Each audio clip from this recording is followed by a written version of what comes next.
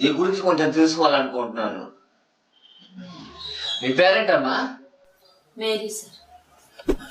ఎక్కడుంటారు మీరు? ఒంగోలులోనే ఉన్నాం సార్. ఇంతకుముందు నెల్లూరులో ఉన్నాం. మీ పిల్లలు ఎంతమంది? పిల్లలు లేరు సార్. మీకు ఫ్యామిలీ సంబంధించిన వివరాలు ఏమైనా ఉన్నాయా? నేను మా హస్బెండే ఉంటాము. అమ్మా నాన్న వాళ్ళు ఎవరు నా దగ్గర ఉన్నారు సార్. వాళ్ళంతా అమ్మ నాన్న ఉన్నారా? నాన్న లేడు. అమ్మ నాన్న లేరు. అమ్మకి ఆరోగ్యం బాగుండదు, తమ్ముడు దగ్గర ఉంటది. వాళ్ళు ఎవరు నన్ను చూడరు. అంటే ఇప్పుడు మా దగ్గరికి ఎందుకు వచ్చావు? అంటే కరోనాకు ముందు పాటలు పాడుతూ అట్లా ఉండేవాళ్ళం సార్. కరోనా అంటే ఆర్కెస్ట్రాలో ఉండేవాళ్ళమి. కరోనా వచ్చినప్పటి నుంచి అవి లేవు. అందుకని రోడ్డు మీద పాటలు పాడుకుంటూ అలా ఉన్నాము. నేను మా ఫ్రెండ్ కలిసి అట్లా పాటలు పాడుకుంటా ఉన్నప్పుడు ఫేస్బుక్ లో మీ వీడియోస్ చూసి మీ దగ్గరకు వచ్చి మీ దగ్గర నుంచి ఏమైనా హెల్ప్ తీసుకుందాం అని మేము వచ్చాము మీ దగ్గరికి.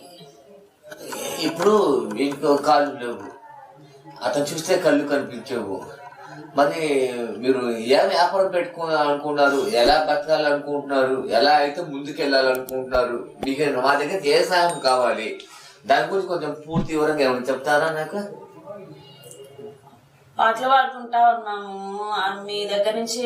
అంటే ఆ వీడియోస్ చూసి మీరు చేసే సేవా కార్యక్రమాలు చూసి ఆ వీడియోలు చూసి మీ దగ్గరకు వచ్చి ఏదైనా వ్యాపారం పెట్టిస్తే మేము బతుకుతామని అనుకొని మీ దగ్గరకు వచ్చాము సార్. మీరు ఏమన్నా చిన్న వ్యాపారం ఏదైనా పెట్టిస్తే మేము చేసుకుంటాము.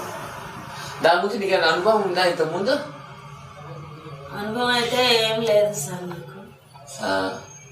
అంటే ఇంతకుముందు మీకు ఆ పాటలు పాడటం తప్పితే మీకు ఏమి రావు, రోడ్ సైడ్ పాట పాడితే ఏమి రావు. అంతా ఇప్పుడు స్వయం కృషిగా ఆ పాట పాడేవారు స్వయం కృషిగా మీ కాళ్ళ మీద నిలబడి జీవించాలి అని చెప్పేసి ఉద్దేశం, అంతేనా?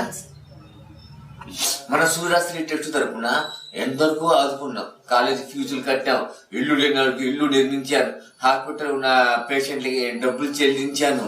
ఇలా వృద్ధులకి అంటే ఇప్పుడు ఆశ్రమాలు కూడా చేర్పించి డబ్బులు కడతా ఉన్నాను నేను. ఇవన్నీ డబ్బులు దాతలు మా మీద ఎంతో నమ్మకంతో ఇచ్చారు. ఆ డబ్బులు మేము ఇచ్చిన డబ్బులు ఎంత సద్వినియోగం చేయాలి అంటే ఆ డబ్బులు నిజమైన పేదవాళ్ళకి అందించాలి. నేను ఇచ్చిన డబ్బులు వాళ్ళకి ఉపయోగపడాలి. అప్పుడు నేను ఇచ్చిన డబ్బులు ఉపయోగపడితే నీ కళ్ళలో నీకు సంతోషం ఏంది, ఆ దాతల కళ్ళల్లో ఆనందం.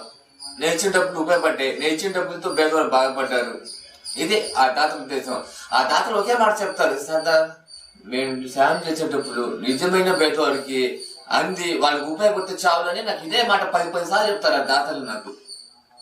అదన్నా అదే నమ్మకంతో ఇప్పుడు నీకు 25,000 రూపాయలు ఉపాధి కల్పించాలని నేను మనసులో అనుకుంటున్నాను. ఓ విషయం అర్థం చేసుకోవాలి, నీకు సాయం చేసే డబ్బులు నేను ఇచ్చిన డబ్బులు కాదు,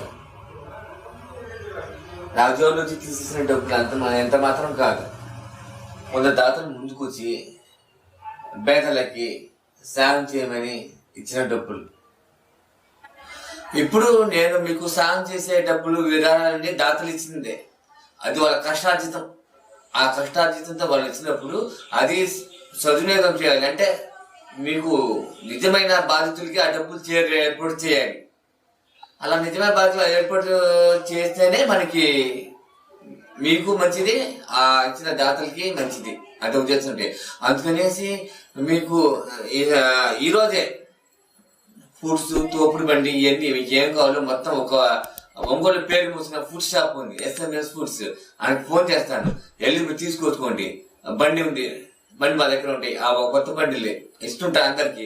అలాగే ఆ బండి ఒకటి మీకు ఏర్పాటు చేస్తాను, ఓకేనా? మీరు చెప్పినట్లే మేము ఫ్రూట్ షాప్ పెట్టిస్తే, బండి పెట్టిస్తే మేము ఆ బండి మీద వచ్చే ఆదాయంతోనే ఇంకా కొంచెం అభివృద్ధి చెంది మా 5 వేళ్ళు నోట్లో పోయేలాగా 3 పూటలు తృప్తిగా జీవించాలని మేము కూడా ఆశపడుతున్నాం సార్.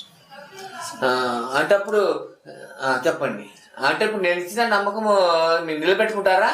నిలబెట్టుకుంటాం సార్, కష్టపడి పని చేసుకుంటాం. మళ్ళీ నా దగ్గర దాతలు దగ్గర చెట్టుపడి వచ్చేటట్టు చేయకూడదు, దాతల దగ్గర చేయం సార్. దాతలకు కూడా మాకు వాళ్ళు ఇచ్చిన ఆ డబ్బులు మేము ఉపయోగించుకొని వాళ్ళకు కూడా తృప్తికరంగా ఉండేలాగా వాళ్ళని కూడా సంతోషపడతాం. ఓకే, మీరు ఇచ్చిన అది ఉపయోగించుకున్నాను అనుకోండి, నా అప్పుడు దాతలకి నా మీద బాగా నమ్మకం కుదురుతుంది. ఇంకా అప్పుడు మీలాంటి దివ్యాంగులకి మరింత మంది నేను ముందుకు వెళ్ళి సాయం చేయగలను, మరి కొంతమంది దివ్యాంగులకు ఉపాధి కల్పించగలను. అర్థమైందా? మీరు నేను ఇచ్చిన నమ్మకం నిలబెట్టుకోవాలి. నిలబెడితేనే నాకు సరైన చేతికి డబ్బులు వెళ్ళి సరైన ఉపయోగం పడింది అని చెప్పేసి నాకు సంతోషం. పైన ఆ సృష్టికర్త మనకు కూడా ఎంతో మంచిగా జీవిస్తారు. ఓకేనా? ధన్యవాదాలు.